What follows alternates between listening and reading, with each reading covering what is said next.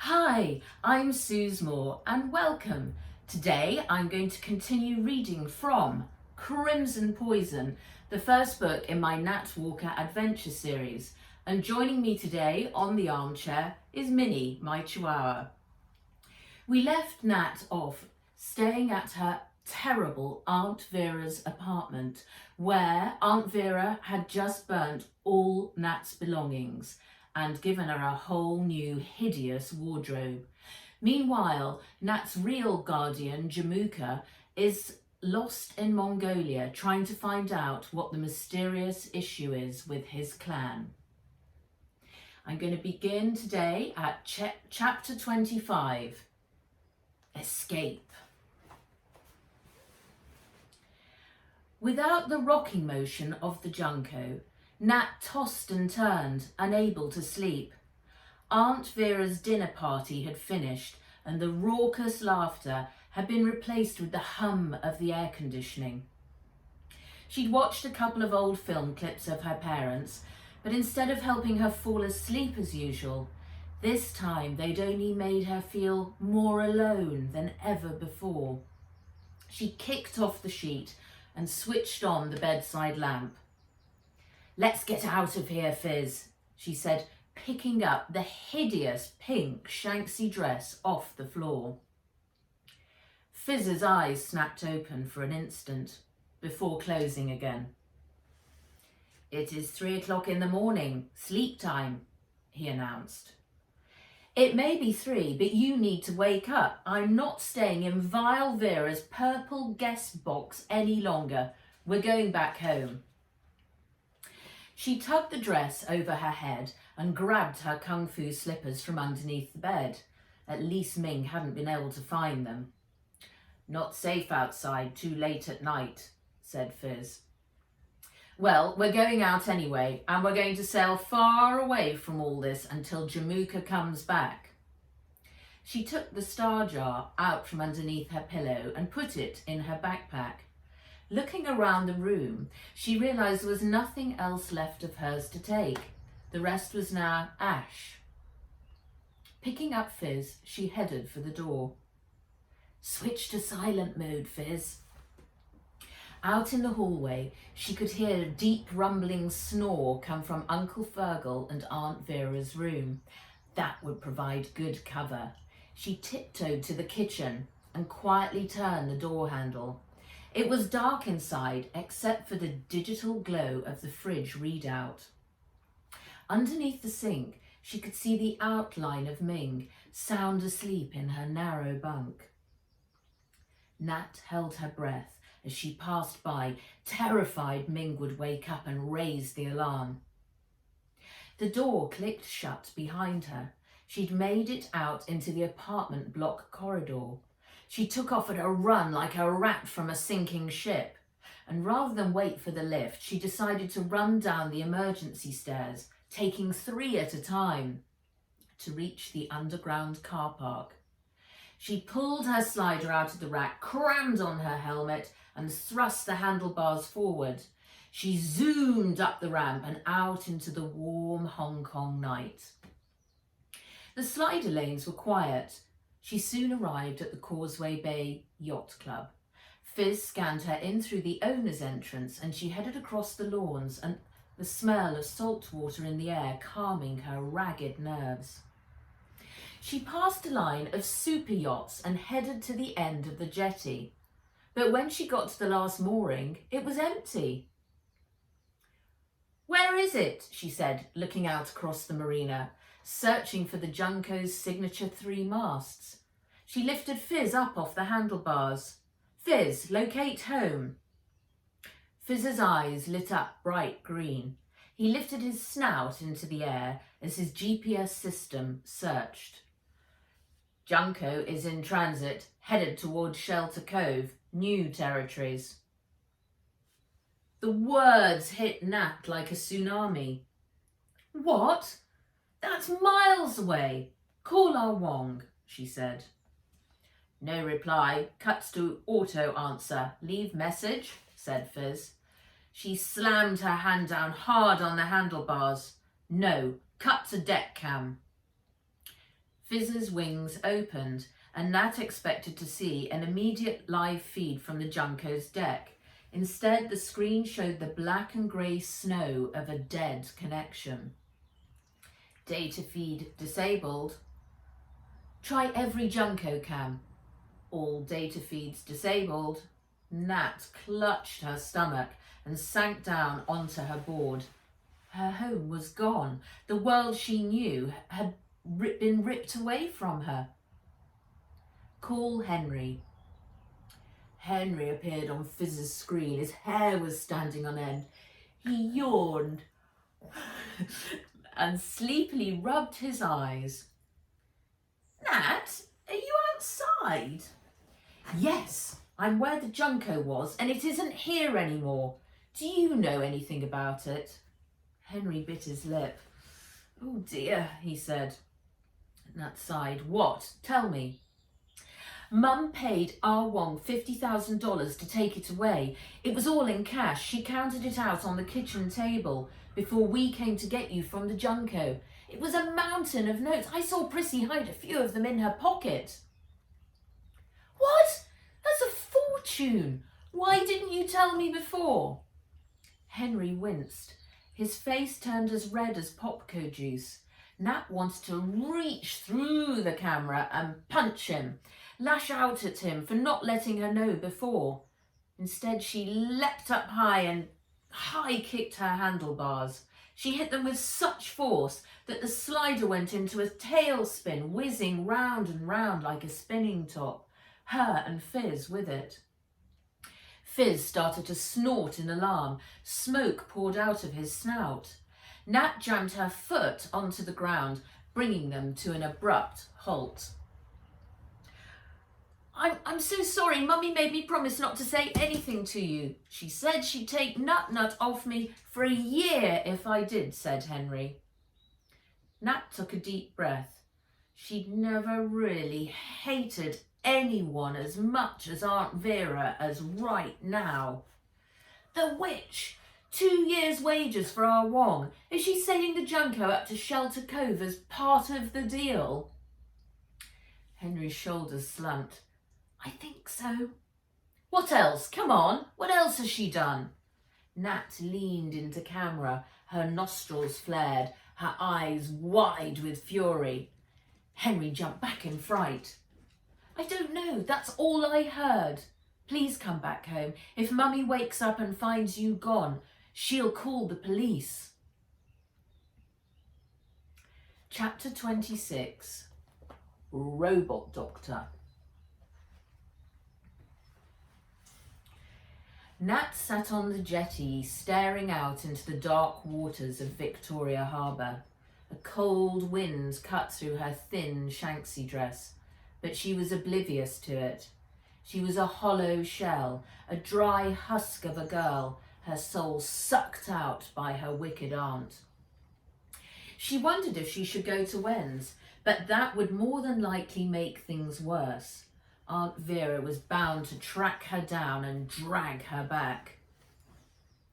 After leaving a very long message for Jamuka, which she could only hope he might pick up, she climbed aboard her slider and made her way slowly back to Wetley Towers.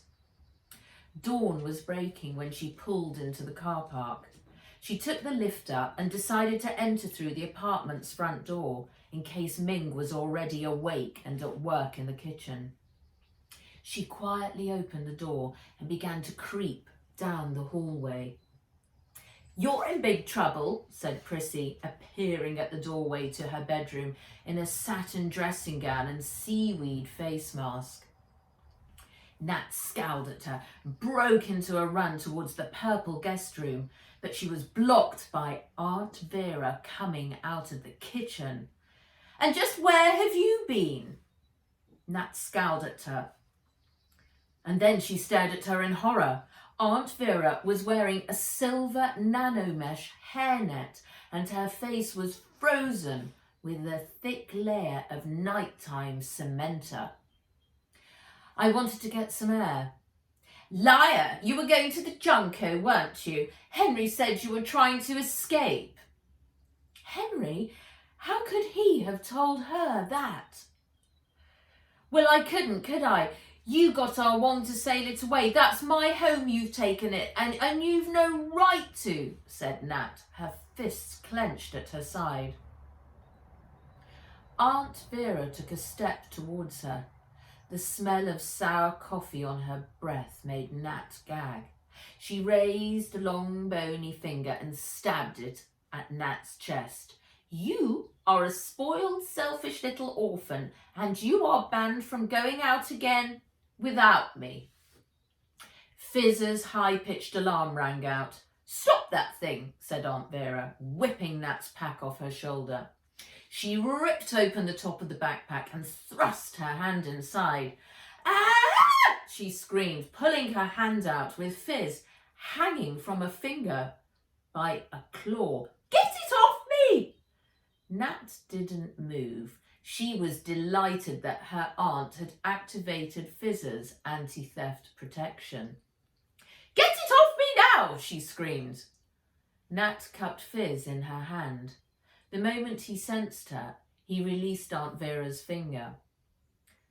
I will go to my room now, said Nat, her voice low and cold. Aunt Vera's eyes narrowed. She held out her hand. Give that to me now. No, said Nat, holding Fizz protectively to her chest. Or else I shall call the robot doctor and have him taken apart piece by piece. Nat swallowed hard. She knew her aunt well enough to know that if she didn't hand him over, she would lose him forever. Be good, she whispered to Fizz, and flicked the switch under his wing to power him down. His eyes closed, and his wings whirred to a close. If you hurt him, I'll make sure you pay. Aunt Vera's claw-like hand snatched the dragon. He's a robot, for goodness sake. Now get out of my sight, she said, turning on her spiky heels and marching off towards her bedroom. Nat fled to the guest room, closed the door and collapsed on the bed. Her blood boiled with anger and frustration. An hour later, she was lying on the bed, staring up at the lilac ceiling, when she saw something slide out from underneath the door. Looking down, she saw a slip of paper lying on the floor. She reached down and picked it up. It was a hand-scrawled note from Henry. Dear Nat, I am very sorry, but Mummy overheard me talking to you. She was sneaking at my door, and when we stopped talking, she came in and took Nut from me. I hate her like you do. You are lucky that she is not your mummy and Prissy is not your sister. I am banned to my room, but tiptoed down to give you this. We are in prison. I miss Nut. Very sorry again. Henry. A faint smile passed Nat's lips.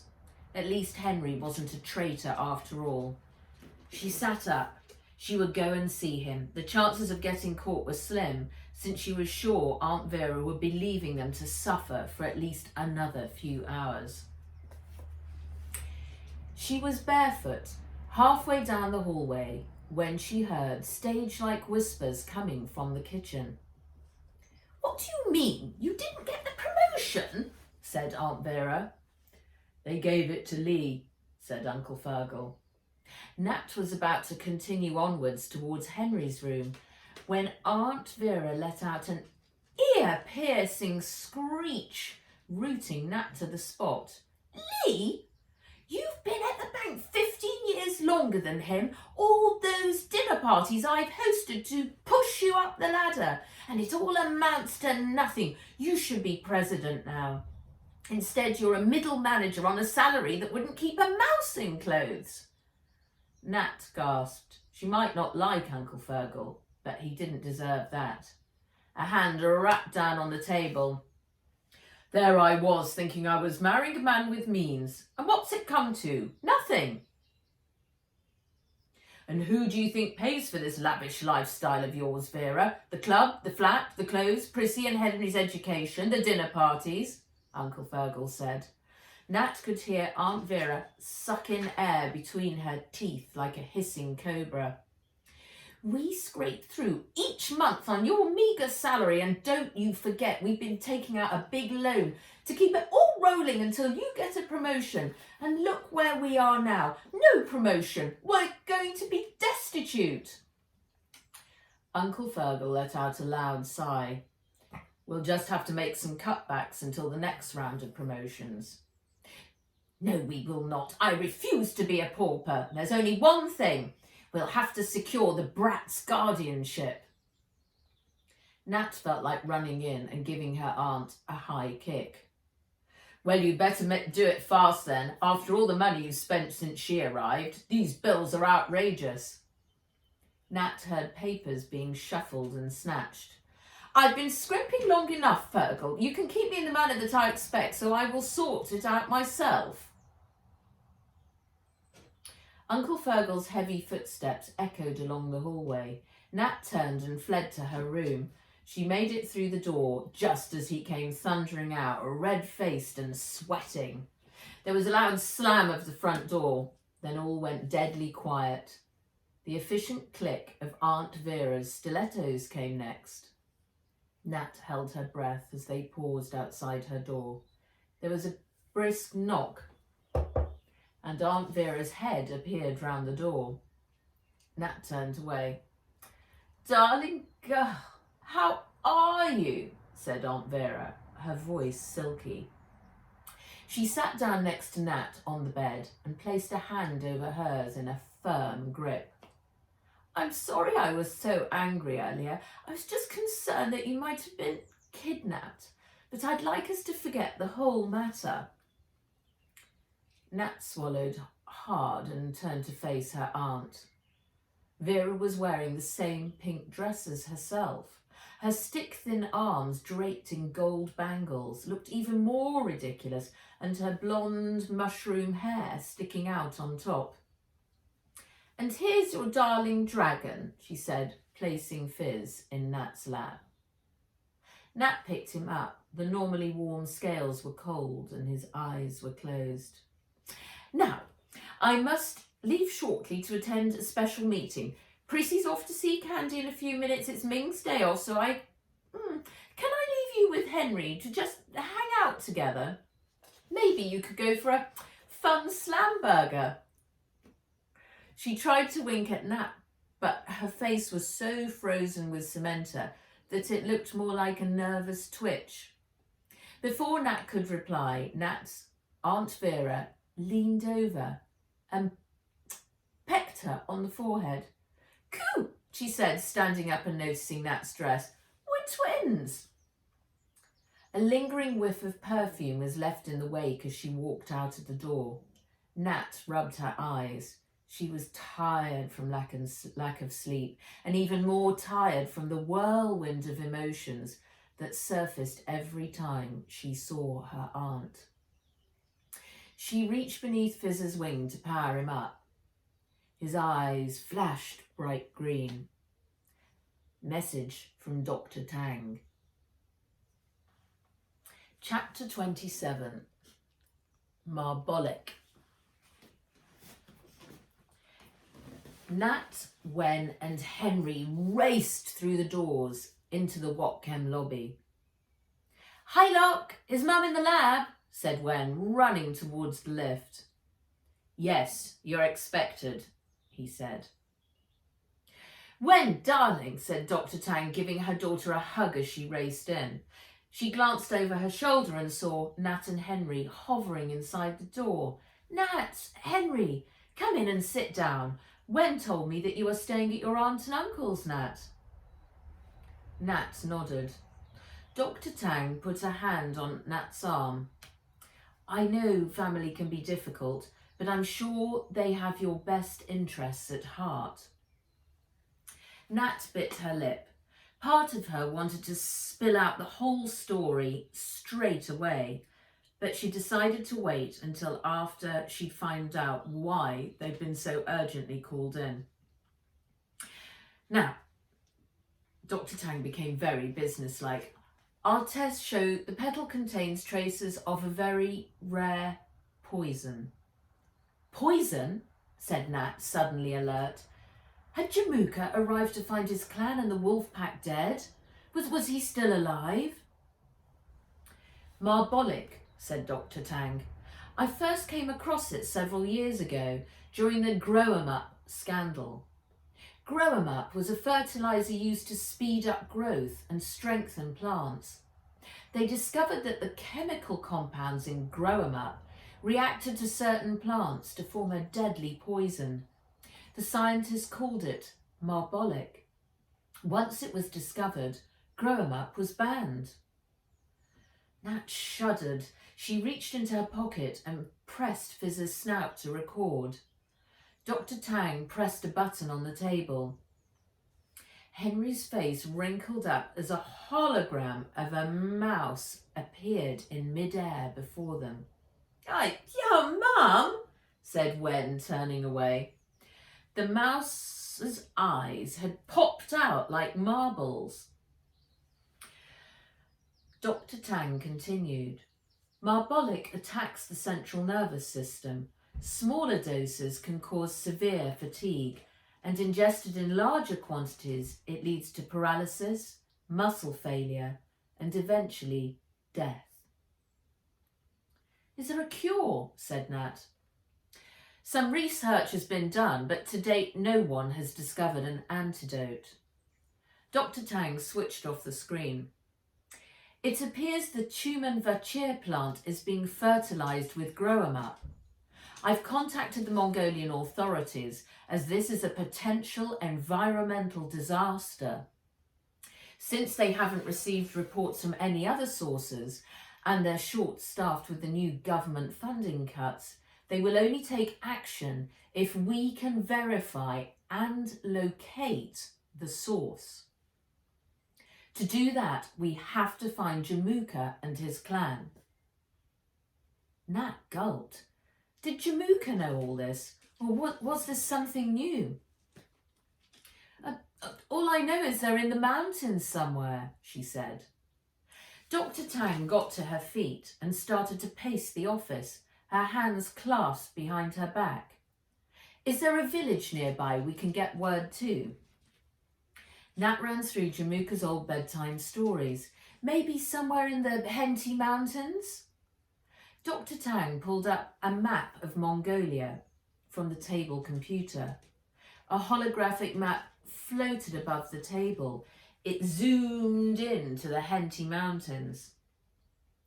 This is a massive area. Where exactly? She said. Tree-filled mountain slopes, lakes and grassy plains filled a vast landscape that seemed to stretch forever. There were no buildings, roads, or anything that could be identified as a distinctive landmark. The clan are nomadic, said Nat. Jamuka says they move with the seasons. Then a name popped into her head, recalled from a long ago conversation with Jamuka. Kadan? Q-A-D-A-N.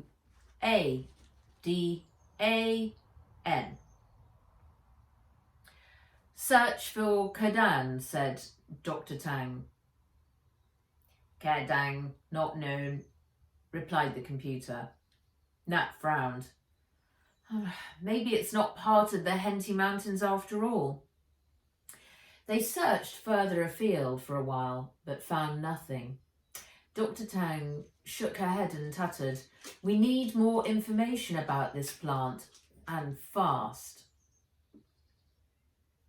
They all fell silent, the weight of the situation sinking in. Dr. Tang removed her glasses. I have an idea.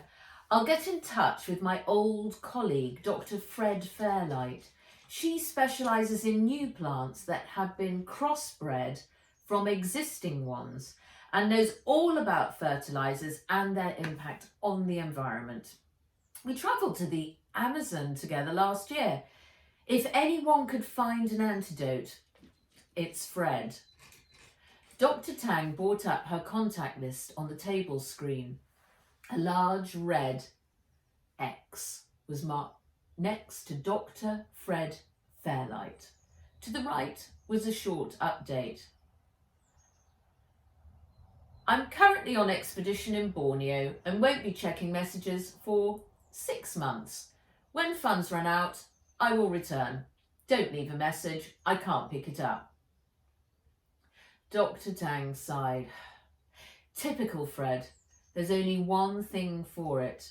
You need to find A loud beeping alarm began to sound across the room. Dr. Tang jumped to her feet and ran for the door. I have to go. Emergency in the lab. We'll talk later. That brings us to chapter 28, Hunting Borjigins.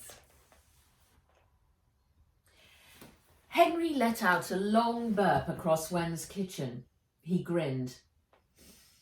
That was the best popco juice ever. Can I have another one? No, we've got to work on finding Jamuka, said Nat, tapping Fizz's head.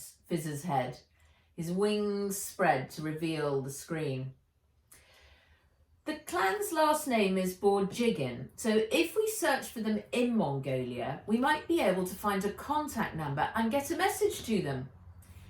Find Borjigin, Mongolia, Fizz. Fizz's eyes flashed bright green. A list of Borjigin names started to spool across the screen. Catch, said Wen. Can you get your robots to work, please? Said Nat, glancing up to see her throwing another can of ice-cold Popco celebration to Henry. Foo, find Borjigins in Mongolia, pronto, shouted Wen at her rabbit robot, who was lying in the sun at the window, getting a quick solar charge. Foo squeaked loudly and thumped her foot on the window ledge. Please, shouted Wen. Polite request accepted. Searching Borjigins, Mongolia, said Flu. Wen growled. That rabbit is so annoying.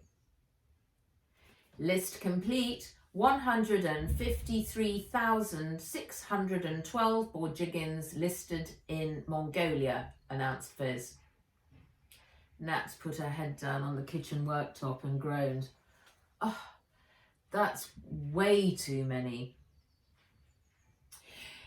We've got 3 robots, so if we divide by 3, it's a lot less, said Henry, burping again. Wen started jumping up and down in a pair of bounding boots. With the spring-loaded heel, she was flying up so high that her spiky hair was grazing the ceiling. No, I've got it. Foo, please do another search for Borjigins in the Henty Mountains. Foo's furry ears pricked up. She squeaked and started searching. Seconds later, she announced, Borjigins in Henty Mountains is a null search. Nat rubbed her eyes. They felt gritty and sore. Just looking at the endless list on Fizz's screen made her heart sink. Wen appeared at her side, bouncing up and down. You're making me dizzy. Wen jumped up and sat down on the kitchen worktop next to her. I think well when I bound. Drives Mum mad too, but it gets results. As Henry says, there are 3 robots, so let's start 1 off at the top of the list, 1 in the middle, 1 at the bottom. Doing what? Said Nat. They can call up the contact numbers listed. But what do they do when someone answers? Said Henry, tipping the last drops from the Popco can in his mouth. Nat looked out of the huge window with its multi-million-dollar view from the peak across Victoria Harbour. A grey shroud of sea fog hung low over the water, blocking out Kowloon in the distance. Something about the clan, said Wen. Nat sat up in her seat. She picked up Fizz and he purred as she cradled him in her hand. Great idea. We can then set them up with a script, auto-translated into Mongolia, which asks if they know the Borjigin clan in the Henty Mountains. If they do, then Fizz, Foo or Nut Nut ask them to hold. They alert us, and then we speak to the Borjigin through auto-translate. Wen grinned. Ding, logical thinking. Your dad would have been proud of you. Thanks, said Nat. Wen jumped down and bounded over to Foo.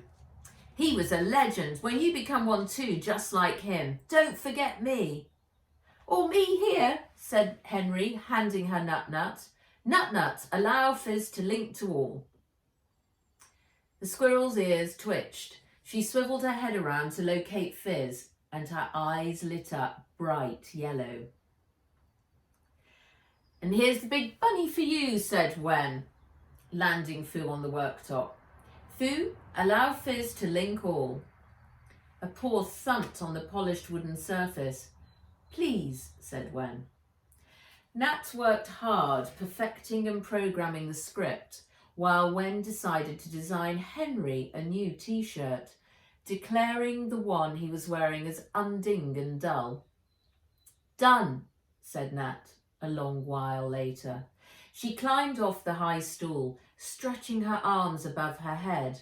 On the worktop stood the dragon, squirrel, and robot, rabbit, in a circle. They were motionless except for their glowing eyes. Inside each one of them, their circuits were buzzing, working at lightning speed, auto-dialing contact numbers, reading the script and processing replies. Nat looked around the kitchen.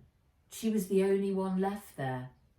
And outside, fat droplets of rain were streaming down the windows. She left the robots working and wandered across the kitchen, out into the vast marble hallway. Paintings of Wen's fearsome ancestors glared down at her from the walls. She stepped onto a priceless silk rug and headed up the sweeping staircase to Wen's room. The search is underway, she said, finding Wen and Henry peering into Wen's 3D printer. A black and purple striped sleeve was slowly appearing out of the output tray. I've forgotten to add the squirrel to the sleeves, said Wen, pulling the printer plug out of the wall. Why did you do that? Said Henry. Wen pulled the half-knitted sleeve from the tray. It's the only way to stop it. The search has started, repeated Nat. Henry and Wen turned to her wide-eyed. For the Borjigins, said Nat, flopping down onto Wen's bed. Her head sank into the soft, feather-filled pillow. For the Borjig, she gave a huge yawn.